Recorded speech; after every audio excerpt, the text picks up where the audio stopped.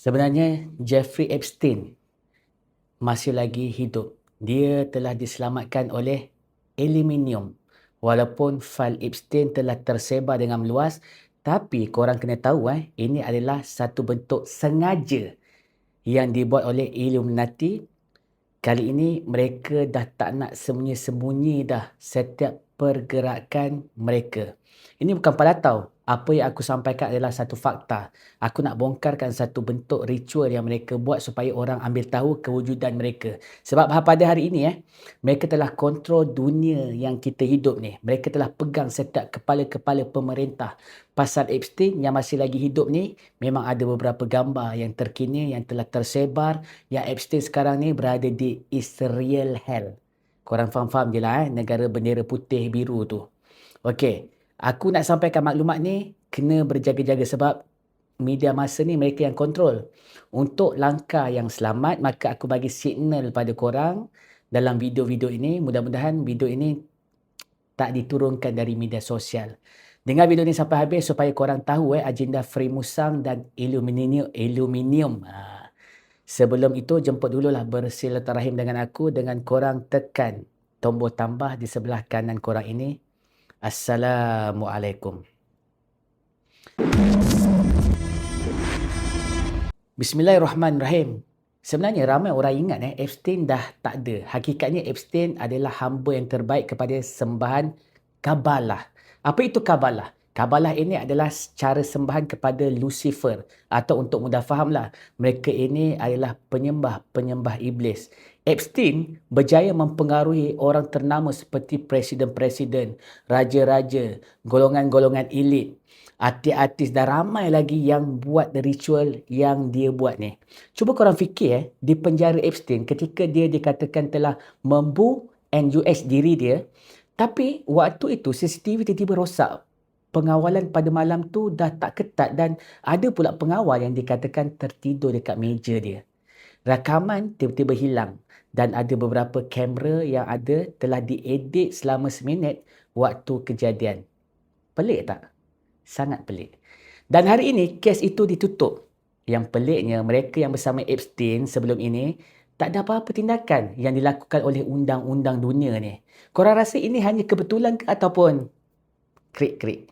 Atau ada sistem yang lebih besar yang sedang mengawal undang-undang dunia secara tersembunyi? Ini sedikit maklumatlah yang korang kena tahu. Jeffrey Epstein hanyalah orang biasa yang tak ada kelulusan tinggi. Belajar pun dia belajar tak habis. Dia bukan presiden tau. Dia bukan ahli politik. Bukan jutawan juga. Jutawan teknologi lah waktu zaman sekarang kan. Asal dia adalah seorang financial advisor. Tapi peliknya dia berkawan dengan presiden, putera diraja, ahli politik kanan, saintis terkenal, selebriti Hollywood. Persoalannya, macam mana seorang lelaki yang belajar setakat tak diijazah universiti elit ni, tanpa syarikat gergasi boleh ada akses kepada orang yang paling berkuasa di dunia? Korang perhatikan kehidupan mewah Epstein. Bila menjadi ahli Free Musang, Illuminati ni, Epstein ada pulau peribadi di Caribbean. Dia juga ada jet peribadi yang digelar Lolita Express. Dia juga memiliki rumah agam di New York, Paris, Palm Beach. Ramai nama-nama besar pernah berada dalam senarai penerbangan jet tersebut. Kita memang tak boleh tuduh sesiapa tanpa bukti, tapi satu perkara yang jelas, dia ada akses yang luar biasa kepada elit global. Dan apabila dia ditangkap pada tahun 2019, dunia sedang menunggu perbicaraan terbesar abad ini yang banyak melibatkan skandal-skandal di luar tabii manusia ini. Tiba-tiba, Epstein ditemui MATI dalam sel tahanan di New York. Secara rasmi dikatakan dia bu NUS diri dia.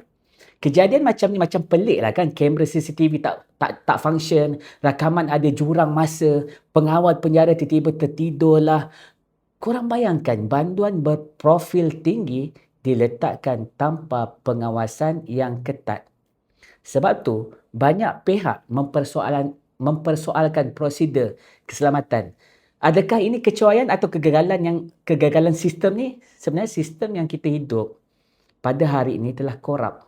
Sebab sistem ini adalah sistem yang telah dikawal oleh tangan-tangan gaib. Isu dia dekat sini macam ni. Mengapa orang yang berkuasa boleh dilepaskan begitu sahaja sedangkan mereka melakukan jenayah besar dengan Epstein? Beribu-ribu wanita telah buat laporan polis atas tindakan mereka. Malah mereka ni siap BUNUH. Banyak bayi dan mereka makan hidup-hidup. Gila tu. Dunia ni ada jaringan kuasa. Ada elit global, ada kepentingan politik dan ekonomi daripada penyembah iblis. Hakikatnya, aluminium sedang kontrol dunia kita hari ini. Kebanyakan orang kaya di dunia hari ini hasil sembahan kepada Lucifer. Mereka menjual roh mereka demi kekayaan dunia, demi nama mereka dijulang, demi pangkat, demi populariti yang melampau, demi keseronokan dunia semata-mata. Semua ahli politik dunia ni, orang ternama, orang-orang kaya-kaya, orang selebriti, memang mereka ni buat ritual Kabbalah. Sebab itu di Pulau Epstein ada satu kuil sembahan mereka dan mereka membuat ritual, semua ritual tu dekat situ. Hari ini kekayaan dunia datang dari ritual mereka yang menakluk dunia. Mereka dapat ilmu ini daripada iblis. Cuba korang tengok sistem perbankan. Sistem perbankan kita ni berhutang. Jenis yang berhutang riba, sistem ekonomi yang dikontrol oleh mereka, sistem pendidikan yang jauhkan manusia pada agama, sistem pekerjaan, semua sistem yang kita guna pada hari ini, semuanya datang daripada barat.